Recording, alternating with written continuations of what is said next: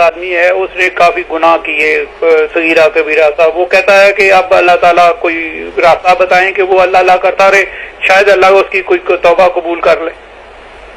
یہی تو میرے بھائی پڑھنے کے لیے بتائیں۔ ہاں، آپ نے بہت اچھی بات پوچھی۔ ہم میں سے کون ایسا نہیں جس نے اپنی عمر برباد کی اور اب جب یہ پتہ چلا کہ خدا کی بارگاہ میں تو پیش ہونا، یہ دنیا چھوڑنی ہے، تو پاؤں طرح سے زمین نکل گئی کہ کیا بنے گا، وہاں نہ کوئی حمایتی ہوگا نہ چھڑانے والا۔ تو اگر یہ بات ذہن میں آ گئی کہ میں اللہ سے معافی مانگ لوں تو اس کو غنیمت جانے، اللہ کا فضل سمجھے کہ اللہ نے اس کا ہاتھ پکڑ لیا، ڈوبنے سے بچا لیا۔ نہ تو پھر کوئی بتائیں وقت اللہ کرتا رہے، کوئی اللہ بتاتا ہوں، اور یہ چیز جو ہے نصیب ہو گئی، اس پر ہی اللہ کا شکر ہے۔ ورنہ کتنے ہیں جو بس جمے ہی رہتے ہیں، گناہ پر مرتے ہیں۔ یہ بھی اگر آ گیا خیال میں کہ میں لوٹنا چاہیے، جب ایک بوڑھا رسول کریم علیہ السلام کی خدمت میں آیا اور اس نے کہا کہ اللہ کے رسول، کفر کے زمانے کے میں گناہ تو کیے، کہنے لگا کوئی چھوٹا موٹا گناہ ایسا نہیں دنیا میں جو میں نے نہیں کیا۔ اب بال ہو گئے سفید، آپ آئے اللہ کے رسول بن کر، آپ کی باتیں سن کر میں گیا ہوں کہاں، اب اللہ مجھے معاف کرے گا؟ تو رسول کریم علیہ السلام نے فرمایا کیا آپ اس کی گواہی دیتا کہ اللہ کا کوئی شریک نہیں اور میں اس کا رسول ہوں؟ اس نے کہا ہاں، یہ تو میں نے کلمہ پڑھ لیا۔ تو آپ نے فرمایا تو بے فکر ہو جا، صرف وہ گناہ بخشے نہیں گئے، ان کی بجائے اللہ نے کاٹ کر نیکیاں لکھ لی۔ تو وہ اللہ اکبر کہتا جنگل کی طرف نکل گیا، نعرے مارے اس نے کہ میرا رب اتنے حوصلے والا۔ تو اس لیے آپ فکر نہ کریں، یہ واپس لوٹنے کی کوشش کریں، توبہ کریں۔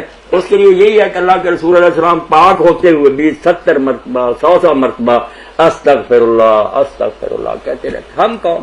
ہمیں تو چاہیے دہراتے ہی رہے، استغفار کرتے رہے، معافیاں مانگتے رہیں، اور ساتھ یہی کہتے رہے کہ اللہ ہم اب جتنا بھی چاہے زور لگائیں، جو کمی ہوگی پوری نہیں ہو سکتی، تیرا فضل اور کرم ہی ہاتھ پکڑے گا۔ اس سلسلہ میں جو بات حضرت مولانا اشرف علی تھانوی رحمۃ اللہ نے بیان فرمائی نا، جو نمازیں بھی پہلے سے پڑھ رہے ہیں، روزے، سب کو سوچنا چاہیے کیا ہے ہمارے عمل۔ یہ گناہ گاروں کی بات تو لگ رہا ہے، یہ جو سمجھتے ہیں ہمارے پاس بڑیاں نیکی ہیں، وہ کہتے ہیں کہ ایک آدمی کے پاس کوئی شخص مہمان ٹھہرا، تو اللہ کے ولی تھے، ایک آدمی سے جن کے پاس ٹھہرا، رات کے وقت تہجد پڑھتے، کئی دن یہ ٹھہرا، تو رات کے وقت یہ دیکھتا ہے کہ جب وہ نفل پڑھتا ہے تو صبح ہونے کے قریب آواز آتی ہے کہ قبول نہیں، جو کچھ تو نے کیا قبول نہیں ہے۔ 2-3 دن کے بعد اس نے کہا کہ حضرت میں روزانہ یہ آواز سنتا ہوں۔ انہوں نے رو کر فرمایا بیٹا 40 سال ہو گئے، 40 سال ہو گئے یہ آواز آتی۔ تو اس نے کہا چھوڑ کیوں نہیں دیتے؟ جب یہ آواز آتی ہے کہ قبول نہیں ہے تو آپ کیوں پھر کرتے؟ تو اس نے رو کر کہا کہ توانی اداں دل برداشتن کہ دانی کے بے تواں ساتھ، منہ تو ناراض ہو کر اس سے آدمی موڑ لینا جس کے بارے میں سمجھے کہ اس کے بغیر گزارا ہو سکتا، کوئی اور ٹھکانا ہو تو سمجھ لے کہ ناراض ہے، چلو چھوڑ بیٹا کہاں جاؤ، قبول کرے یا نہ کرے کوئی جگہ ہے۔ تو پھر آواز غیب سے آئی قبول است گھر سے ہنر نیست کہ جز ماں بنا پناہ دیگر نہیں، تیری بات قبول ہو گئی کیونکہ تو نے یہ سمجھ لیا کہ میرے سوا تیرا کوئی ٹھکانا نہیں، اب میں نہیں تجھے دتکاروں۔ تو اس لیے یہ ذہن ہمیں پیدا ہونا چاہیے۔ عبادت پہلے ہی نہیں ہم سے کچھ ہوتی، مگر اگر ہے بھی تو یہ بھی اس کا فضل ہے، ہمارے پلے کیا ہے؟ تو نہ کوئی گناہ گار یہاں مایوس ہو، کوئی مایوسی کی بات نہیں۔ رحمت یہ چاہتی ہے کہ اپنی زبان سے کہہ دے گناہ گار کے تکفیر ہو، اتنا مان لے بڑا پار۔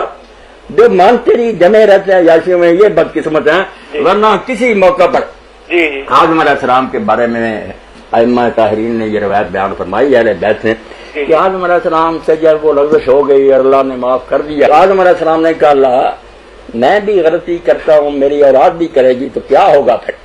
تو اللہ نے کہا تو بے فکر ہو جا، میں اگر تم غلطیاں کرتے رہو گے تو میں معاف کرتا رہوں گا، معافی مانگتے رہنا جیسے تم نے اب، تو پھر معاملہ درست رہے گا۔ انہوں نے کہا کب تک؟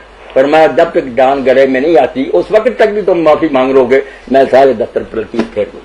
اس کے بعد بھی کوئی بدنصیب نہیں فائدہ اٹھاتا، پھر کیا کیا جائے؟ اللہ تعالیٰ کی رحمت نے تو چارہ کیا تھا کہ اس کو بخش دے، وہ نہیں چاہتا بخش۔ تو آپ بے فکر ہو جائیں، گناہ کی کوئی پرواہ نہ کریں، ہمارے گناہ جو ہے نا اللہ کی رحمت کے سمندر میں کچھ بھی نہیں ہے۔